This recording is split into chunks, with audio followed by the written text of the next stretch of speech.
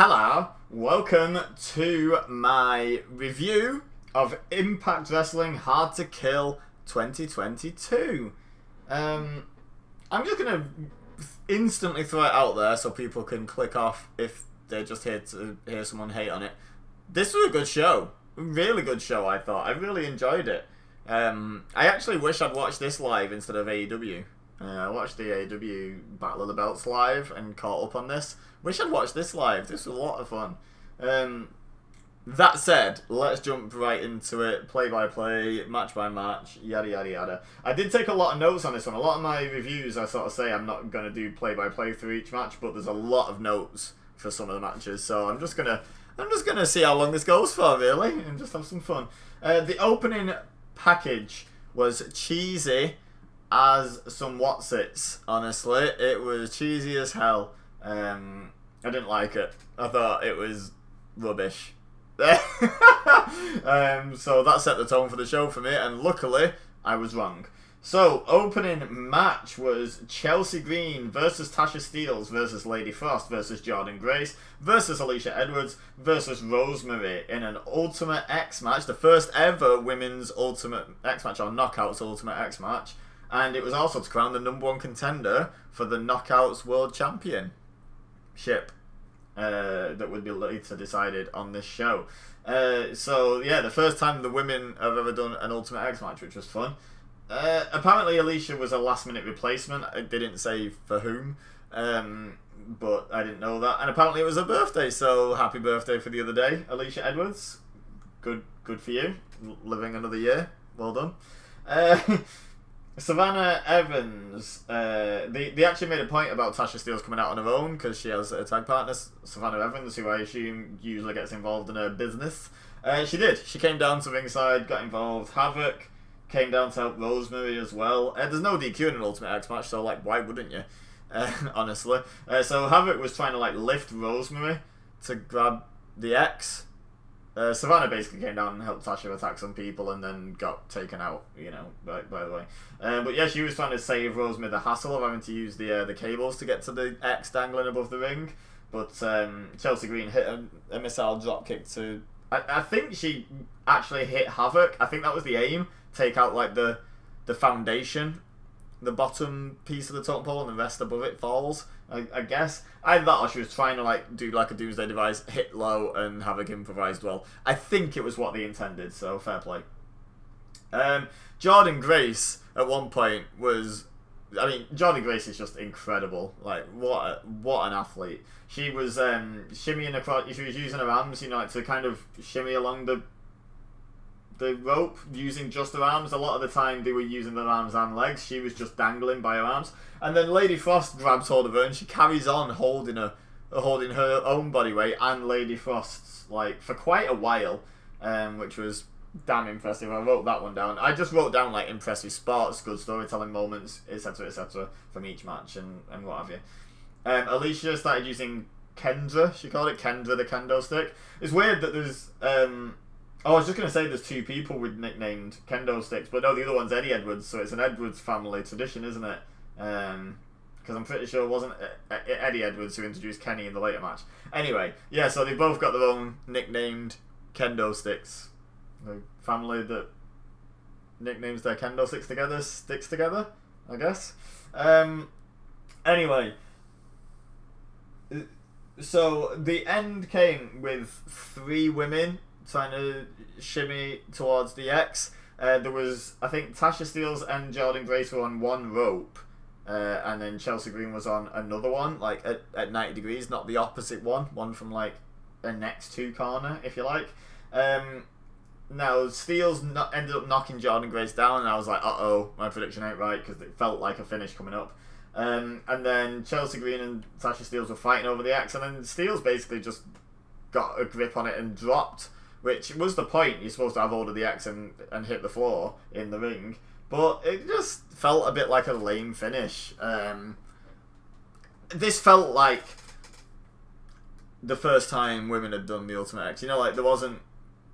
I don't remember the men's first one, whether that was a bit janky overall, but once you've got a few people that have done a few of them, You always put Shelton Benjamin in your Money in the Bank ladder match as like the comparison, or Kofi Kingston. You put people who've done a load of them, because they can be the glue that holds it together. They're not there to win it. They're there to just glue the whole thing together.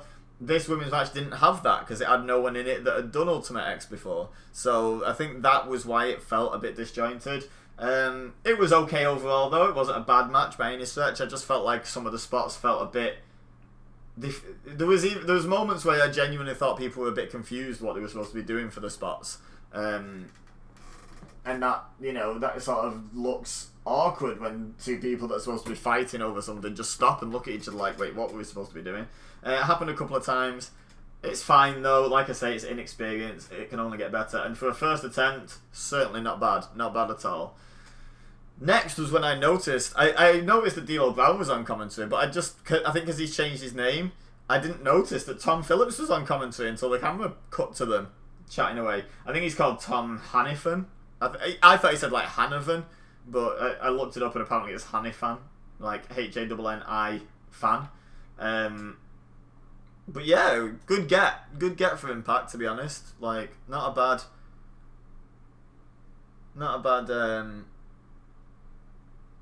commentator. D'Lo Brown on commentary is an interesting choice, but he didn't do bad either. Like I think he's been there for a while, to be honest. Yeah, I started typing piano playing thing ... and then ad. Is this an ad? Yeah, it was an ad for a movie, the sponsor of the show. I was confused at first because I thought it was like a what do you call it?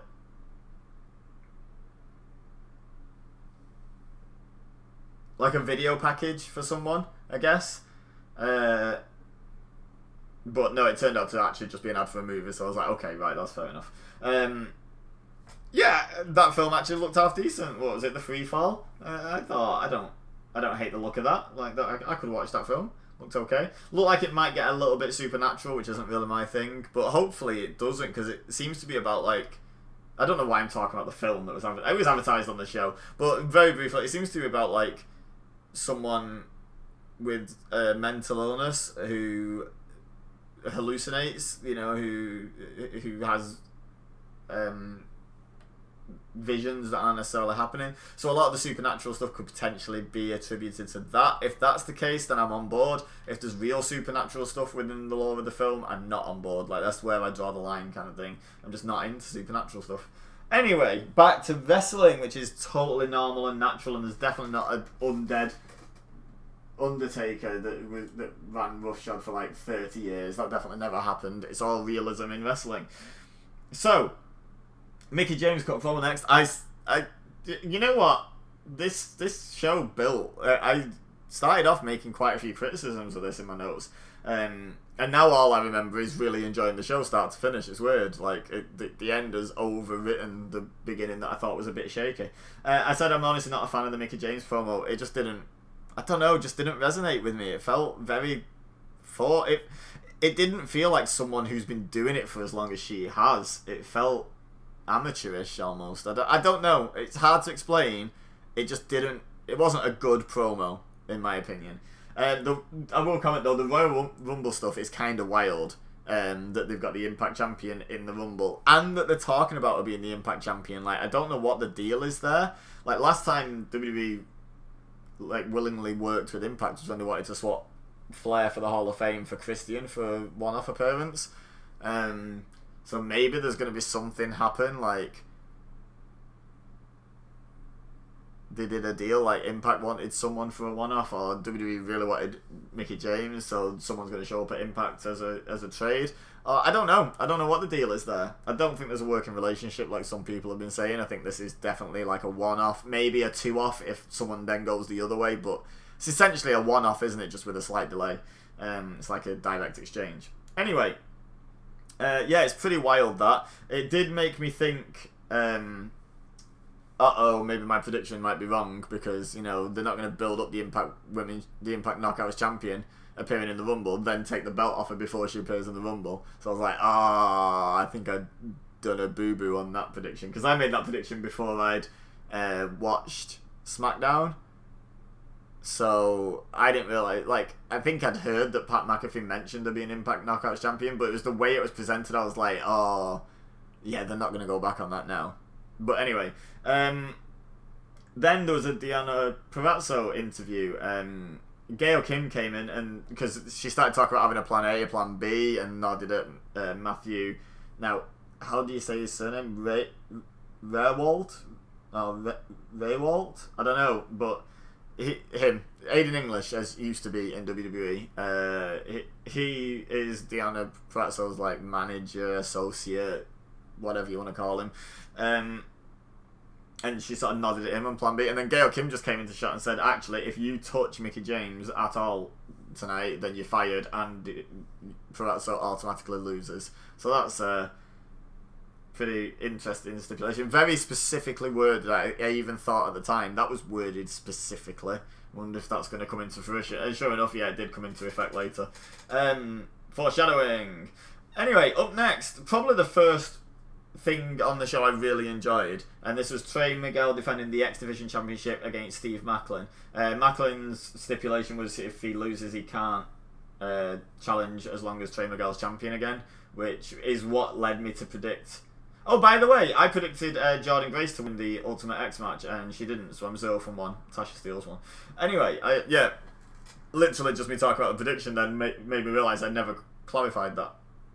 So I predicted Trey Miguel because when you make that sort of stipulation, usually it's so you can move on from an angle, from a storyline.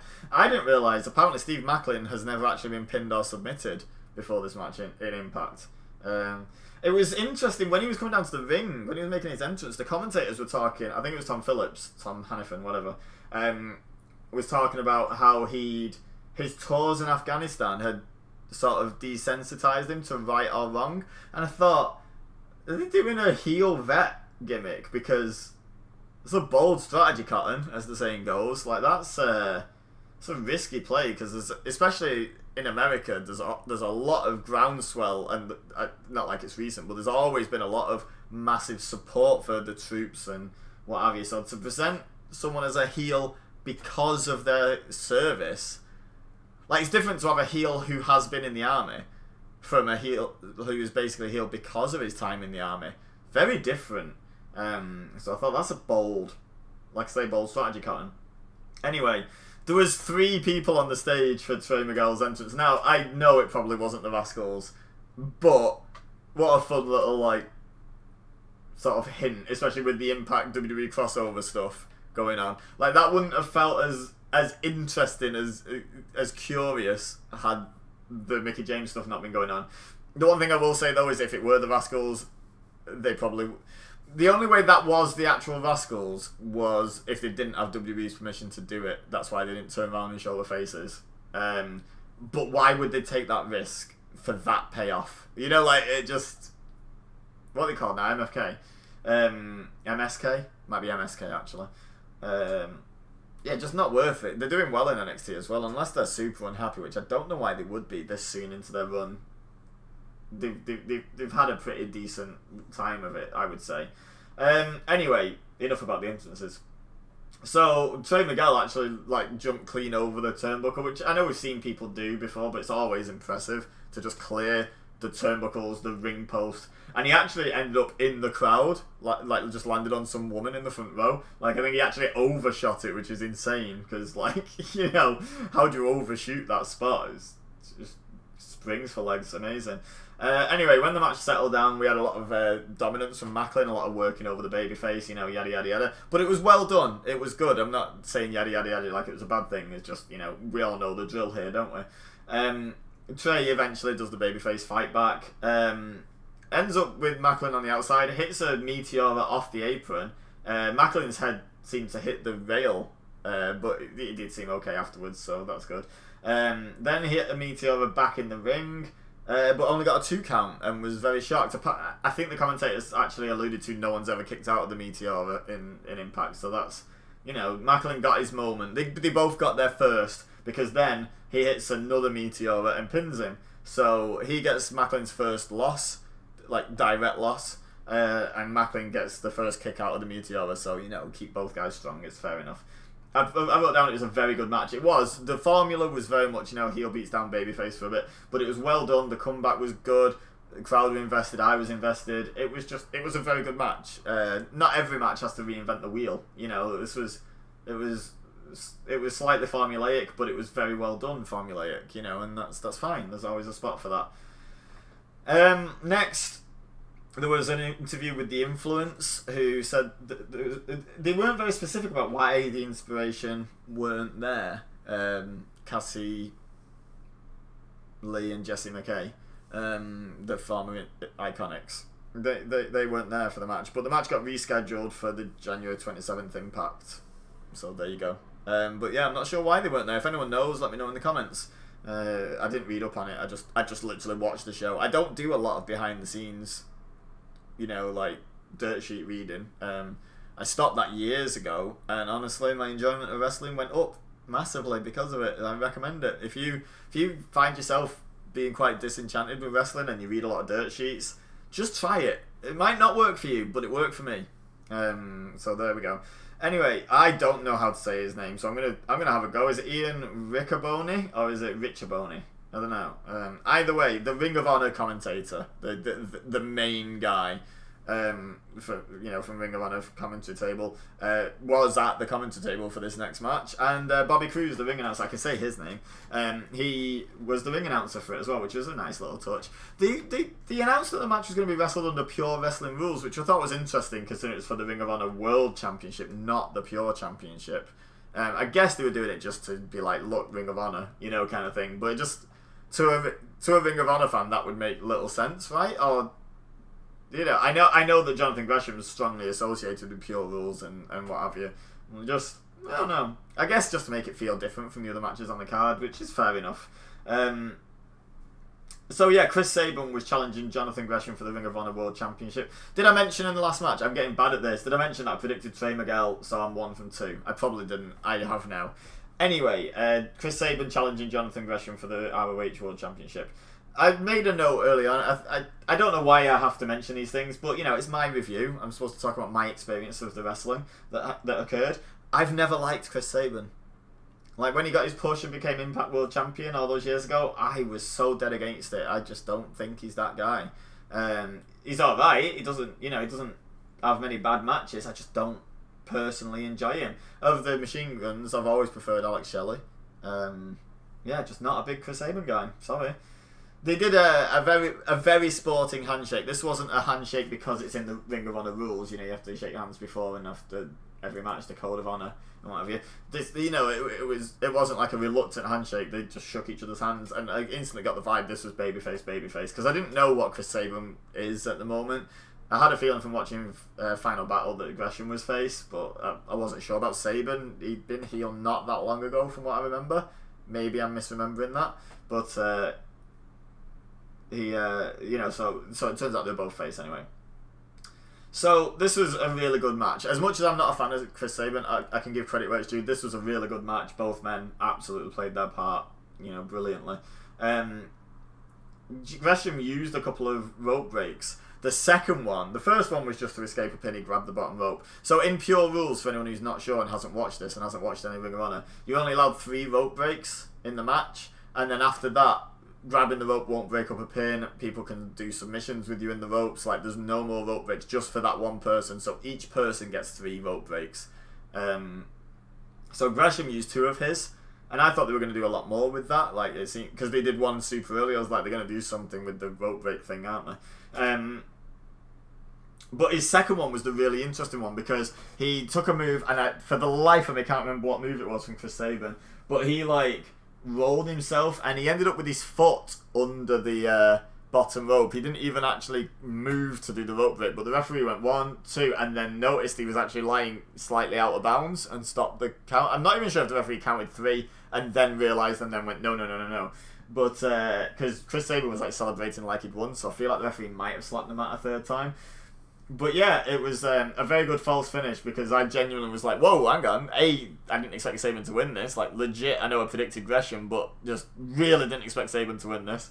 But B, it was quick as well. You know, so it really caught me off guard. And then it was more of a dusty finish than a false finish, but it was pretty good. It was a really fast-paced match. With a fast-paced finish. Can't speak. That's all I want to do with my life is speak, and I can't do it. So Gresham actually got him with a La Magistral cradle, but stepped over and then like arched back into a bridge. It was very very unique pinning combination that I've not seen many times before, and got the win with it. Gresham wins. I go 2 from 3. I predicted Gresham to win that, and they had a hug, and then per the code of honour did the handshake as well, which I thought was fun. Like they had a genuine sincere handshake, and then we're like, we'd best follow the rules as genuine sincere hug, and then we're like, yeah, we should probably shake hands as well for the visual. So yeah, really fun match, and like I say, this is where the show really was picking up. Like the first match and a couple of promos weren't great, and the opening video package, and then the X Division match was great, the Ring of Honor World Title match was great, and then speaking of great matches, oh no wait, no, there was something else in between. Tasha Steels did an interview about having won the Ultimate X. It was pretty generic. It was very generic, and I hate to say this, but it was very generic Hispanic from the streets stuff. Like, can we get past that stereotype that every Hispanic wrestler has to be basically a bit of a street gangster? I'm from the streets, and I'll take you down because I'm from the streets. Like, it's just one size fits all Hispanic gimmick, and it's getting a bit old. Like, I can't remember, is she Puerto Rican? I can't remember exactly where she said she was from, but it's all the same gimmick, and it's just like, And the interview is generic because the gimmick's generic, like. Moving on. Jonah versus Josh Alexander. Really good match with an exclamation mark, I wrote that. Yeah, just outstanding. There was a spot where Josh Alexander put Jonah on a seat in the front row and jumped off the top rope and went over the barricade deliberately this time, not like Trey Miguel, just not being able to control his springy legs. Yeah, went over and into the crowd to take out Jonah. Very impressive. Jonah hit a really nice. I put a nice moonsault for a big boy. It's just a nice moonsault, to be honest. Well, he missed it, but he did a nice moonsault. The finish was really good as well. So even though I really enjoyed the first couple of matches, you can tell when I've really enjoyed a match because I've not got any notes. So my ADD hasn't taken over and I've not started like writing stuff up. It's no bad reflection on a match if I've got notes on it. Maybe it's just a bit of an ADD spike. But when I've got no notes, you definitely know I really enjoyed it. I thought it was like 2 seconds long, or I hated it, and the only note is hated this. Moving on. Like if I don't have any negative notes and I don't have a load of like actual notes, it's a good bet. I really enjoyed the match. Yeah, I've skipped straight forward to the finish was good. So Josh Alexander had Jonah in the ankle lock. Jonah was like refusing to tap, and then Josh Alexander like let go and went for like some. I think he stomped on his head first, and then he started stomping on his ankle, and then he reapplied the ankle lock and like changed the angle. And as soon as he changed the angle of it, Jonah tapped. Really good match. I predicted Josh Alexander to win because he needs to get himself back in the world title picture, let's be honest. So that put me 3 from 4. Not bad for someone who hasn't watched for a couple of months. But I feel like even without watching, American wrestling is easier for me to predict than Japanese wrestling. Going back to my Wrestle Kingdom predictions where I did terribly. I just understand American wrestling better. I'm still fairly new to the Japanese stuff. So American wrestling, like, all kind of does follow a bit of a similar recipe. And there's variations on the recipe, but it's still the same recipe. So, yeah, I found it easier to predict. I was more confident in my predictions of this just because, like I say, it's American. And I'm much more familiar with that. Grew up on it kind of thing. Anywho, next we had an interview with Team Eddie for the Hardcore War match. I wrote, Rich Swann looks a garp. He did. He just looked like an idiot. Like, his attire just looked stupid. And then he cut a promo and he sounded like a garp too, I put. Rhino went off. Jesus Christ. I actually wrote down the quote. I rewound the interview and typed it up as he said it. So he said to Eric Young that I'm going to twist your head off, kick it down the street, twist it back on, just so I can reach down your throat, pull out your intestines, and choke you with them. And the interviewer, her face was an absolute picture throughout that. She was like, oh my god, like what? It was just so good. And it was just so over the top as well. It was like, yeah, I'm going to literally murder you twice. Like, it was just properly savage. So yeah, great fun. Well done, Rhino. Really enjoyed it. Sorry, just realised I need to set something going.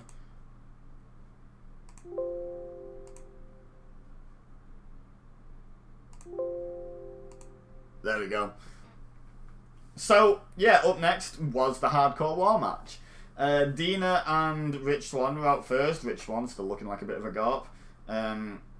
Oh, they had the rules up first, actually, and I made a note. It's basically War Games without the cage and without the double ring. But it's basically War Games, isn't it? Like, 2 people start, and then one member from one team comes out, then one from the other team, then back and forth, and then the match can only end once everyone's in the ring. It's War Games. War Games without the cage. Which did beg the question from me. No one's in a shark cage, so no one's like restricted, they're just backstage, and there's no cage around the ring with a locked door, and there's no disqualification. Why didn't everyone just come out? Why did everyone follow those rules? This is like super like personal match where everyone on one side hates everyone on the other side, like with a passion. Why did they wait? Like, there was no reason for them to... There's nothing to enforce that at all. Anywho, Dina and Rich Swann started. I'll just do the order of entry first, because I can't quite remember exactly what happened between what entrance. But yeah, so then Carl Anderson joined. He brought a golf club with him, by the way. Because pretty much everyone brought a weapon out with them. Then Willie Mack, even the odds. Then Doc Gallows came out. Then Eddie Edwards. Then Eric Young. Then Heath. Then Joe Doring. I'm going to say Doring. And then Rhino last. So yeah, literally my first note I've just read was, why did they stay in the back? There's no rules, just went out early. Carl Anderson took his own golf club to the groin. That was fun. Like, Rich Swann like swung at his balls like they were golf balls. That was fun. There was a fun 3D variant through a door. They placed like a door across like 2 chairs to make it into basically a makeshift table. I mean, why not just bring in a table? I don't know, but whatever, it was fun.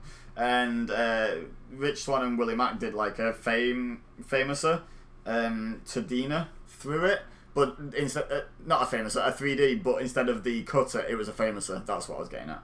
That Rich Swann did to drive him down. It wasn't timed perfectly, but it still looked fun. Eddie Edwards drank a fan's beer.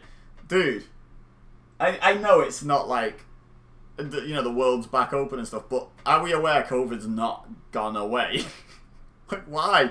Would you take a drink from someone in the front row that you don't know and drink it? Like, no. Idiot. Whatever. Gallows might have done that as well. I'm not sure. He might have actually got the beer himself. Like, I didn't see him receive the beer from a fan. But he drank some and then smashed the bottle on someone's head or something, or hit them in the head with it anyway. Willie Mack went for a moonsault with a trash can. Like, he climbed up and someone passed him the trash can, and then he did the moonsault holding it. The idea being he'd hit them with the trash can. Unfortunately, whoever he was aiming at, I can't remember, moved, so he just moonsaulted himself onto a trash can, which probably hurt. Well done him.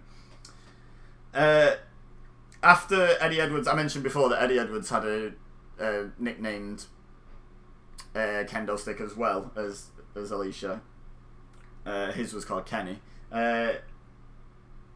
He broke Kenny, and then he got a second kendo stick, and then set fire to the end of it, and then swung it at someone. And predictably, the fire went out before it even got near them, because, you know, you just swung a flame through lots of air, and like, you might as well have blown on it, you know, kind of thing. It wasn't as spectacular as they imagined it. I would think, you know, like when they discussed it, they're like, yeah, and then we could set it on fire and hit each other with it, and like, yeah, that'd look awesome. And then there was just a tiny flame off the end that went out, you know. But the fun bit of that was the commentary line. I think it was Tom Phillips shouted, "Hiko Kenny." Great stuff. Eric Young hit a pile driver through a table off an apron to Eddie Edwards. Like, that just looks so savage. It did it perfectly safely, but Jesus Christ, just agreeing to take that move, you got to trust that other wrestler 100%. Wow. A barbed wire board was brought into it. I think Joe Doring eventually did a Death Valley driver to Rich Swann, threw it in the corner. So that was probably fun. Rich Swann was screaming like a banshee after that, which, who's surprised? And then the match finished when Rhino hit the gore on Carl Anderson and Heath pinned him. Not sure why Rhino left the pin for him, but yeah, this was fun. It was just carnage. It was bloody. It was brutal. There was some overly contrived spots, but you know, that's sort of what you expect in this sort of match. It was good fun. It was It was my least favourite of the past 4 matches. It was probably about on par with the Women's Ultimate X for me in terms of personal enjoyment, but it was still fun. It was still a good match. After the match with the babyface... Oh, by the way, I predicted the babyfaces to win. The babyfaces did indeed win. 4 from 5, baby!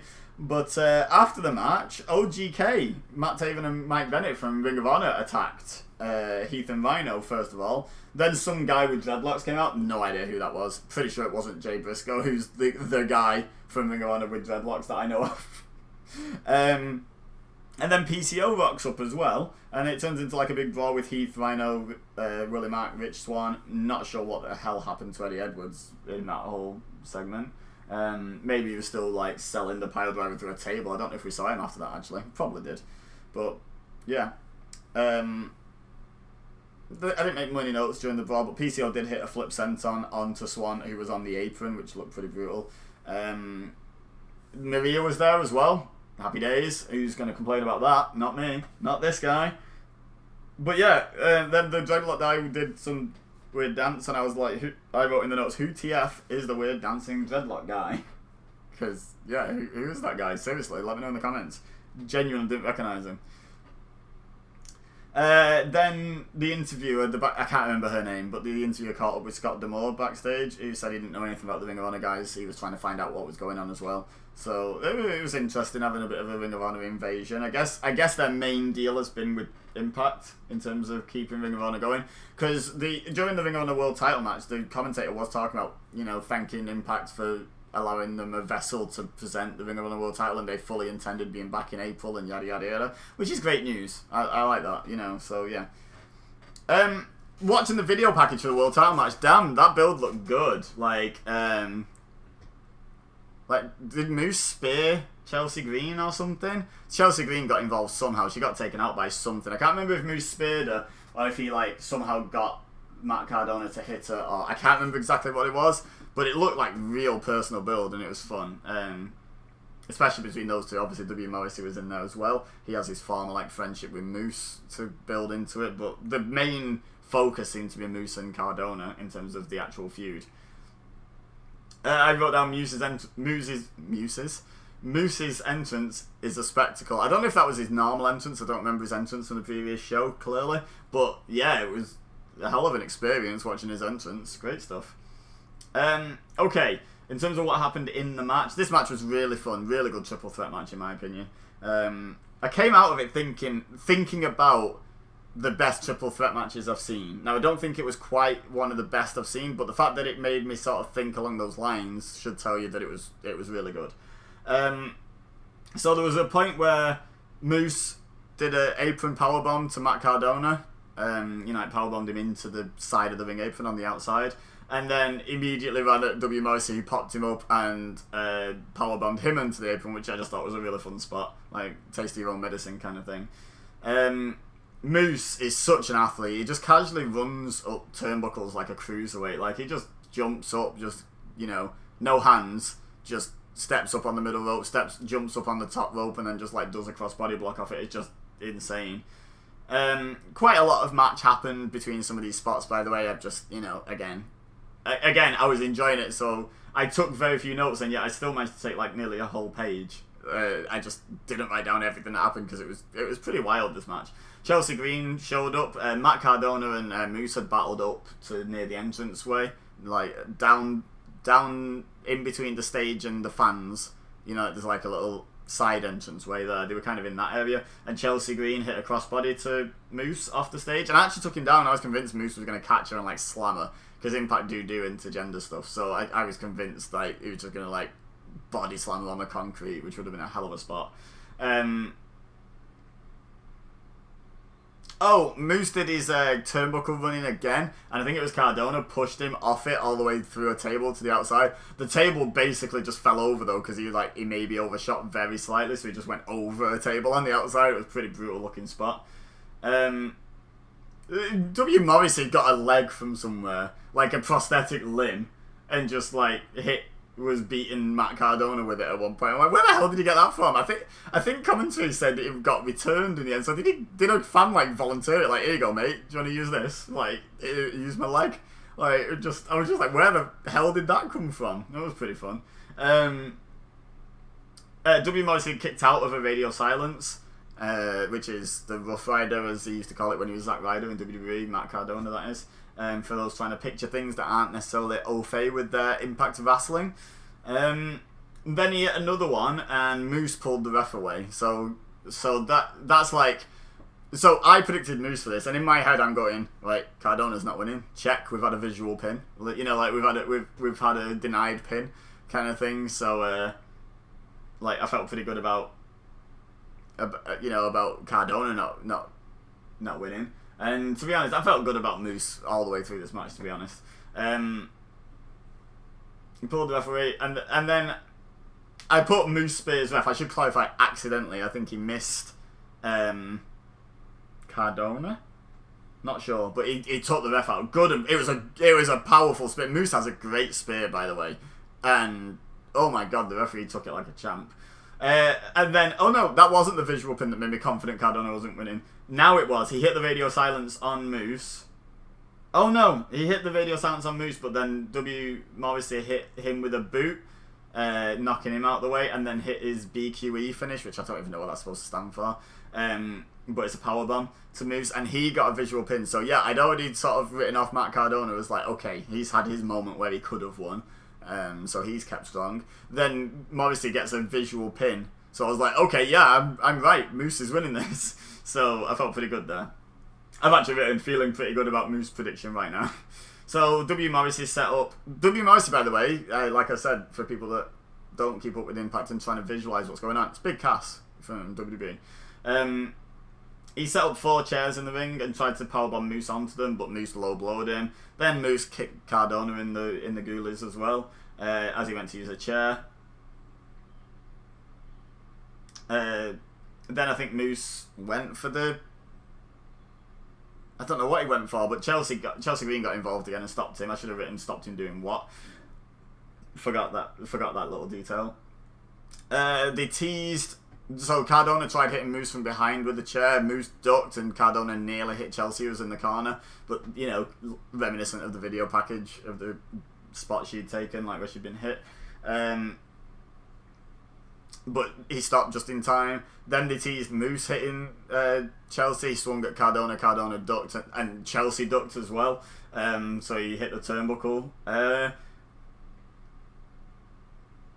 And then there was a roll up. Cardona rolled up Moose. Yeah, I'm just trying to picture how this all went together. It was a 2 count. And then Moose hit a buckle bomb on Cardona, who hit the ref, who hit Chelsea, who hit the turnbuckle. Like, it was just a big old chain reaction. Very nice. So everyone, the new ref, by the way, the old ref's still down after the spear. The first ref, there's a new ref come down. He's got taken out by a buckle bomb. He threw Matt Cardona at the referee. Then Moose hit the spear on Cardona, and I wrote visual pin because I was like, oh my god, everyone's had like a visual here, like who's actually going to win. It started, but the first ref recovered and came in, and it was a very slow, long 3, so it really put Moose's spear over because like Matt Cardona had like 20 seconds to kick out of it and didn't, you know, so big deal. I wrote very good match at the end with an exclamation mark again. Yeah, it was a really good triple threat match. One of my personal favourite triple threat matches of recent memory. Not the best. Don't do that thing in the comments where you're like, you can't say that's a good triple threat. This is a good triple threat. They can both be good triple threats. You know, like, I mean, give other examples by all means, but like, this was really good. Like I say, it got me thinking about, you know, the Rollins, Cena, Lesnar one, the AJ, Daniels, Joe one. Like, I'm not saying it's on those matches level, but it's like on a good enough level that it got me thinking about them, you know, which is pretty good going. The next Impact show is Rebellion, 23rd of April. They advertised that. I jotted that down mostly for my own benefit to put it into my schedule for videos to make. And the main event, Deonna Purrazzo versus Mickie James in a Texas death match for the Knockouts World Championship, which, if you're not quite familiar with a Texas death match, basically, you have a pinfall or submission. There's no disqualification, no countouts. Obviously, it's a death match. But then, when you have a submission or a pinfall, The referee then administers a 10 count, and if the person who got pinned or submitted doesn't get up by the 10 count, then they lose. So it's like a regular no DQ match with a last man standing stipulation tabbed on. Not sure how I feel about the stipulation, but this one was pretty good. Yeah, this is what I wrote down. I'm feeling less confident in my Provozo prediction since Mickey was announced for the Rumble. Yeah, first thing I commented on was Mickie James wrestling in those ridiculous flare chap things for like a big portion of the match. I was like, she's really not taking them off. I thought they were just entrance attire. So Mickie got a really early roll up pin, but obviously Deonna was straight back up to her feet. But it was just done to illustrate the rules of the match. Like, the pin doesn't end the match, the pin just starts the referee's count, you know, kind of thing. Then Deonna put Mickie in a submission. I can't even remember which submission, but Mickie tapped immediately because, again, doesn't matter if you tap out. So, you know, they were illustrating the point of the strategy of the match and what's involved. You know, and it was fairly well done. Yeah, they were both up way before the 10 count, like almost immediately for both of them. They showed Roxy at ringside, who is the Ring of Honor Women's Champion, who is the reason why I predicted Deonna, because they talked about them going one-on-one for all 3 belts. The AAR, which Deonna has, the Impact, which Deonna was saying she was going to win, and the Ring of Honor, which Roxy holds. But, and I put renewed faith in my prediction, but question mark, fingers crossed emoji. Like, I wasn't confident. I was still thinking, nope, I'm wrong about this one.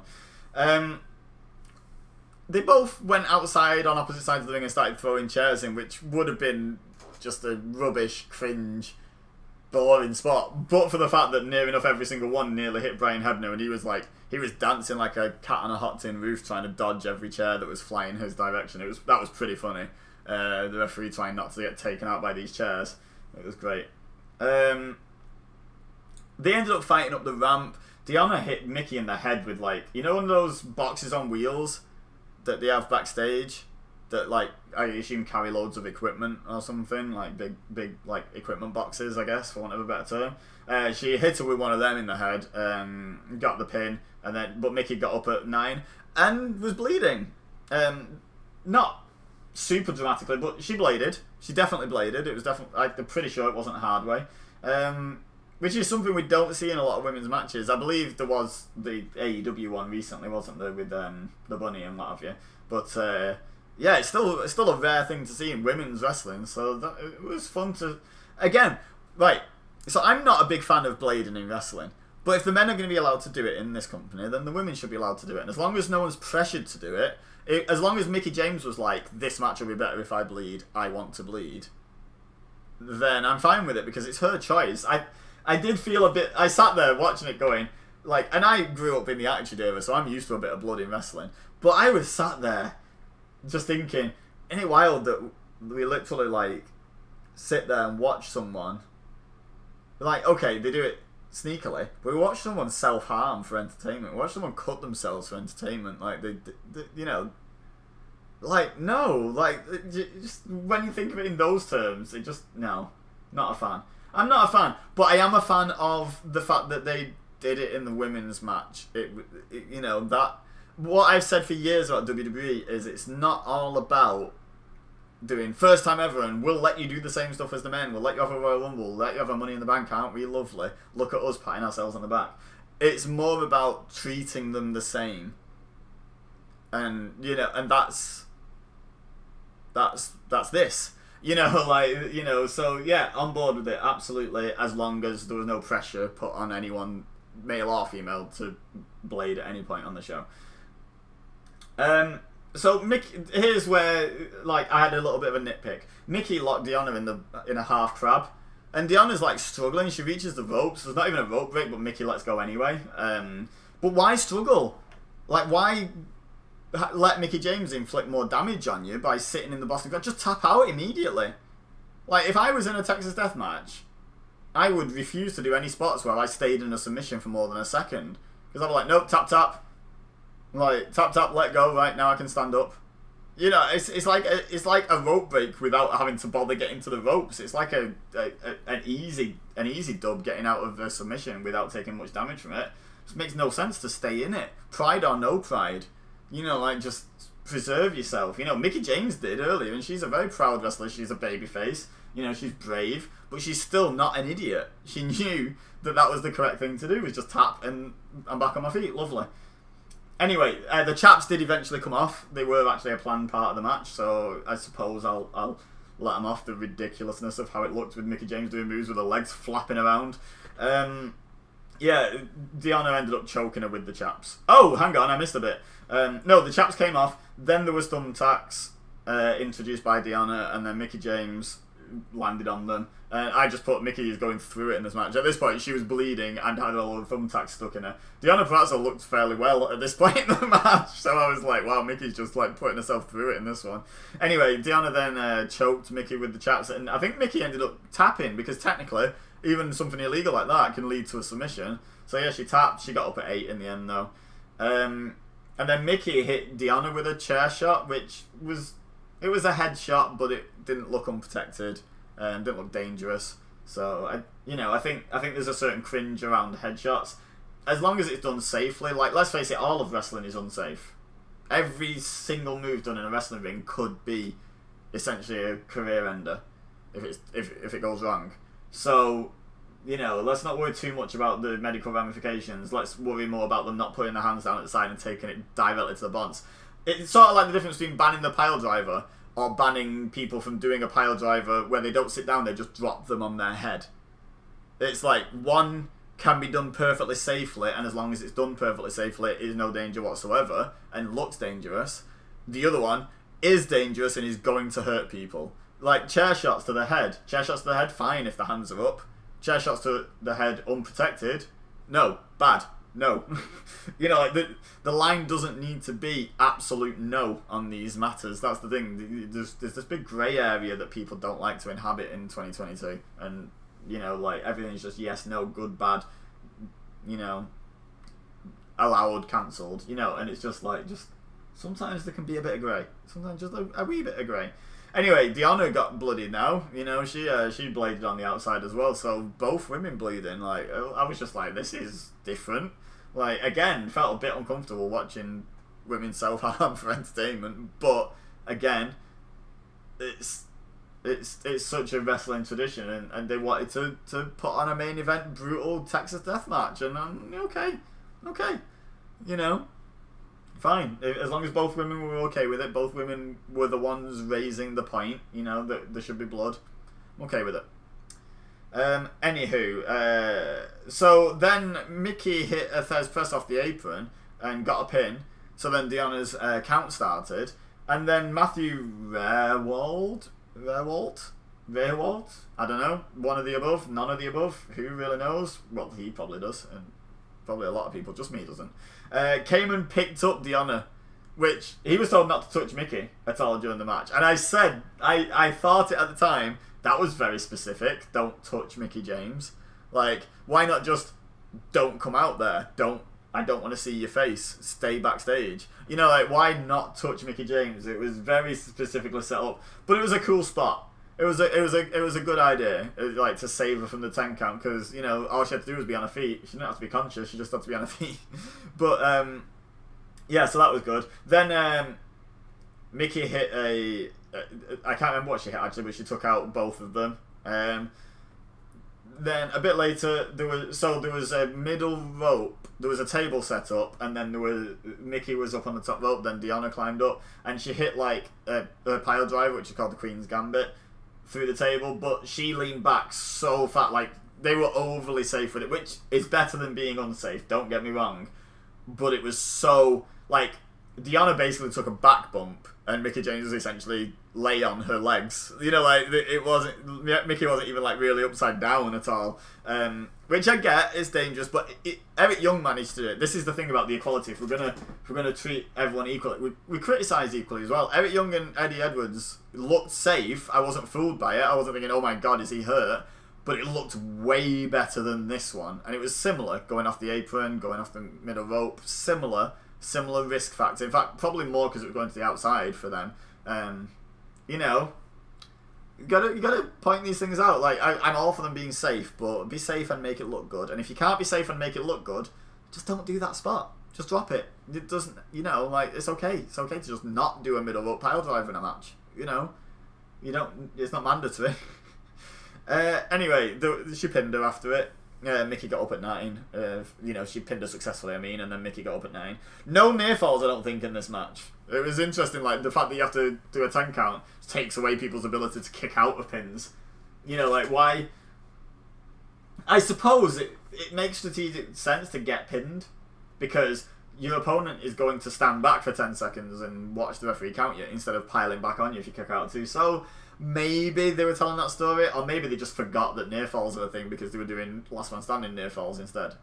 Either way, yeah, it is what it is. Mickie James brought out a guitar with Hardcore Country written on it, and so they got back in the ring, and Deonna like grabbed Mickey by the crotch. I think a throwback to Mickey grabbing Trish by the crotch all those years ago. And Mickey was obviously unfazed, like I say, it's a callback to that having happened the other way around. So Mickey just like did the stick your tongue through your fingers kind of thing at Deonna, and then Aiden English, because I really can't say his surname, it's the last time I'm going to say his name, came in and stood and told Deonna, I'll take it or something. I think it was supposed to be like, I'll take it as in I'll take the guitar off her, but it just sounded like it was like, no, I'll take the shot, and just then Mickey cracked him in the head with the guitar. It sounded like an unplanned spot. It was weird. Like, I'll take it, boff. Oh, okay, yeah, I took it. Then the finish was a little bit disappointing, because I've never seen a tamer looking DDT in my life. Mickie James did the Mick DT, which is like a jumping, twisting, like a tornado DDT, but not starting on the turnbuckle kind of thing. She jumps and the opponent does a 180 and then she drops her with a DDT.